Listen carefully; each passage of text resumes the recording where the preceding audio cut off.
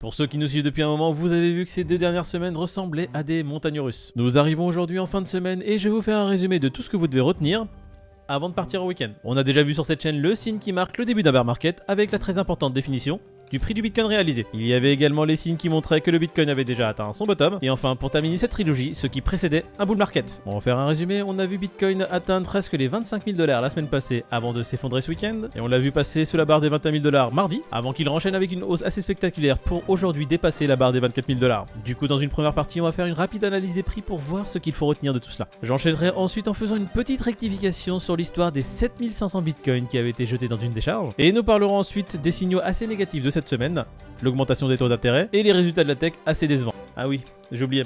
On va aussi parler de Solana et des fiascos qui continuent sur cette blockchain. On débute tout de suite en regardant un Bitcoin qui a franchi la barre des 24 000 $ à nouveau comme la semaine passée.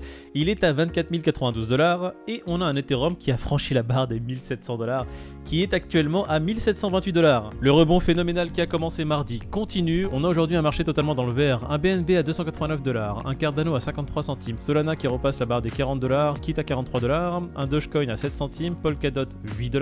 La palme de ces dernières 24 heures revient tout de même à l'Ethereum parce qu'il a réussi à repasser une résistance assez majeur et à faire un beau rebond dessus. Ce qu'on va voir dans très peu de temps. On va commencer d'abord par la courbe du Bitcoin. Nous sommes en hebdomadaire et on voit que cette bougie verte s'approche de plus en plus de cette 200 EMA. Je vous l'enlève rapidement et on voit que cette 200 EMA correspond presque parfaitement à la Tenkan. On passe en daily et on voit que les prix se retrouvent actuellement dans le nuage. On remarquera que pour l'instant nous sommes vraiment sur 3 journées de hausse continue. Même si cette journée n'est pas encore terminée, on est toujours dans une bougie verte. Et ce qui sera important d'analyser, c'est quand même le 4 heures. On l'a fait durant ces 2 dernières semaines et on l'a commenté au quotidien. La semaine passée, on avait vu que le Bitcoin avait réussi à une belle hausse avec les prix qui étaient au-dessus de Tenkan Kijun et au-dessus du nuage, une belle montée en force. On avait vu une signe dégradation en cours avec les prix qui étaient passés sous la Tenkan mais toujours au-dessus de la Kijun, avec une tentative réussie ici des prix de repasser au-dessus de la Tenkan. Néanmoins, les prix n'ont pas réussi à confirmer cette tendance et ici la dégradation a continué à s'accentuer avant que les prix ne repassent définitivement sous Tenkan Kijun, se retrouvent dans les nuages et malheureusement se retrouvent en début de semaine, lundi et mardi,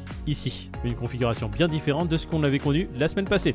Et avec un rapide nettoyage Majudi direct, on voit qu'ici les prix ont réussi à casser la Tenkan par le bas, à réussir à rebondir sur la Tenkan avant de commencer cette hausse spectaculaire que l'on voit jusqu'à aujourd'hui. Actuellement les prix sont au-dessus de la Tenkan Kijun, au-dessus des nuages, au-dessus de la EMA 200. Le seul obstacle que le Bitcoin va avoir en 4 heures, c'est ce consensus là. Hop, je vous dessine l'obstacle, il sera aux alentours des 24 153 en 4 heures. Par contre qu'on soit bien clair, ça sera pas le plus important, hein. Quand on va en weekly, ça sera pas celui qui sera le plus déterminant en weekly. Il faudra vraiment venir casser cette 200 EMA. Ça serait déjà un signe très positif si on fait une clôture hebdomadaire au-dessus de cette 200 EMA. Au vu du chaos des news qu'on a eu cette semaine, ça serait extrêmement positif. Et comme on le voit au-dessus des 25 000, il n'y a pas grand obstacle. On devrait pouvoir réatteindre et réintégrer les 28 000 $ assez rapidement. Du coup, Bitcoin a surveillé cette clôture hebdomadaire de très près parce qu'elle pourrait clairement indiquer un changement de tendance. Passons rapidement sur l'Ethereum pour voir ce qu'il nous fait. Et l'Ethereum assez magnifique, il passe au-dessus de sa 200 EMA. Aujourd'hui, il se retrouve à 1719 $, un plus haut bien supérieur que ce qu'il a fait la semaine passée. La configuration daily est très positive. On voit que les prix sont au-dessus de Tenkan Kijun, au-dessus du nuage. Il ne reste plus que pour la Laxpan de dépasser ce nuage et se retrouver au-dessus également. On passe rapidement en 4 heures pour voir un peu à quoi ressemblent les courbes. Et on voit ici une bataille qui fait rage entre bull et bear. C'est tout simplement des positions qui sont amenées à être clôturées aujourd'hui. Et du coup, on a les acheteurs qui essaient de pousser les prix vers le haut. Et de l'autre côté, les vendeurs qui essaient de mettre une pression vendeuse pour essayer de tirer les prix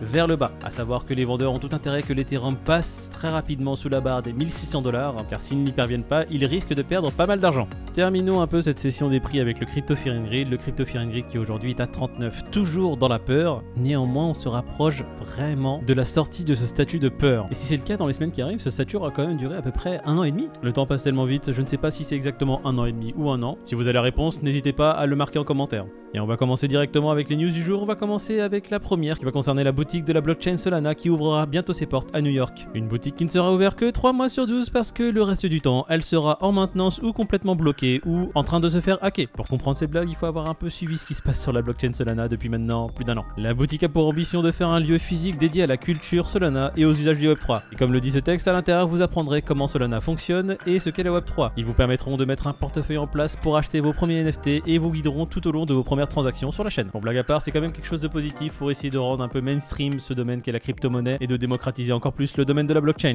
Néanmoins, Encore un stablecoin algorithmique qui part à la poubelle et il vient de la blockchain Solana. Nirv, le stablecoin algorithmique de la blockchain Solana, drop de plus de 85% après que les hackers aient pu siphonner pour environ 3,5 millions de dollars d'USDT de la trésorerie de Nirvana. Ne disposant plus d'assez de collatéral pour essayer de garder le peg, Nirvana s'est vu complètement dévissé et on assiste là, si je ne dis pas de bêtises, à la chute du troisième stablecoin algorithmique. Mais pourquoi il y a encore des gens qui mettent de l'argent dedans? Voilà pourquoi je vous disais que la blockchain Solana c'est un peu de la... Bon.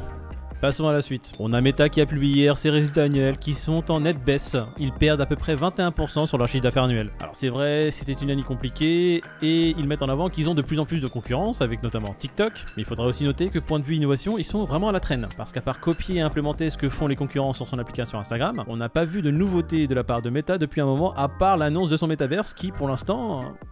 Et aujourd'hui on ne parle que de Meta parce que les autres géants de la tech vont annoncer leurs chiffres aujourd'hui. Du coup c'est pour ça il faudra faire attention vraiment à ce week-end. La clôture hebdomadaire pourrait être bien différente de ce qui se passe en fin de semaine. De toute façon tout ce qui est clôture, Bitcoin en hausse ou en baisse, c'est des problèmes qui sont bien loin des préoccupations de la personne dont on a parlé hier. On avait évoqué le cas de James Howell, une personne qui avait perdu 7500 Bitcoins sur un disque dur, et j'ai dit que c'était son ex qui avait jeté ce disque dur à la décharge. Alors je tiens à m'excuser auprès de ses ex parce que elles n'ont rien à voir là-dedans. C'est tout simplement lui-même qui, lorsqu'il faisait un petit ménage de son bureau, a jugé bon de mettre un disque dur qui traînait dans son tiroir à la poubelle. Et c'est malheureusement que trop tard qu'il s'est rendu compte que c'était ce disque dur qui contenait les 7500 bitcoins. Ce qui est drôle, c'est que après m'être plongé dans cette histoire, je peux voir que des articles pop à peu près tous les ans depuis 2013. Et les premiers articles parlaient d'une perte d'environ 4 millions de dollars. Sachant qu'aujourd'hui, ce même portefeuille vaut à peu près 170 millions. Et j'aimerais te poser une question à toi qui nous regarde. J'aimerais savoir comment toi, tu te sentirais si tu avais jeté 7500 bitcoins à la poubelle. Ou ce que tu mettrais en œuvre pour essayer de les retrouver. Projette-toi dans cette situation et mets ce qui te passe par la tête en commentaire. Du coup, résumons. Le Bitcoin doit faire face à la barre des 25 000 $, ce qui correspond à sa 200 EMA hebdomadaire. S'il parvient à l'enjamber et à faire une clôture hebdomadaire au-dessus, ce serait un signe très positif et on pourrait avoir un Bitcoin qui monte très rapidement à la barre des 28 000. L'Ethereum, actuellement à 1700 $, s'il arrive à faire une clôture hebdomadaire au-dessus des 1800, ce qui devrait être le cas si le Bitcoin passe la barre des 25 000, on pourrait peut-être assister à un changement de tendance du marché, ce qui serait assez fou parce que les précédentes périodes de baisse duraient beaucoup plus longtemps. Mais comme on l'a dit sur cette chaîne, aujourd'hui la situation est bien différente. En 2017, il n'y avait pas autant de liquidités, il n'y avait pas les institutionnels qui étaient aussi investis dans la crypto-monnaie. Aujourd'hui, on a des hedge funds, on a des institutionnels qui tradent au quotidien, ce qui fait que le monde des cryptos n'est plus du tout le même. Là où les bear markets duraient précédemment 3 à 4 ans, ceux d'aujourd'hui pourraient être bien plus courts. Et ça, seul l'avenir nous le dira. Restons vigilants et regardons ce qui se passe ce week-end. Je vous souhaite un excellent week-end à tous. Comme d'habitude, si la vidéo vous a plu, n'hésitez pas à mettre un pouce en l'air. N'hésitez pas à vous abonner. N'oubliez pas que le Café du Gun est également présent sur les autres plateformes de réseaux sociaux telles que Instagram et Twitter. Et moi, je vous retrouve dès lundi pour notre prochaine matinale. Ciao!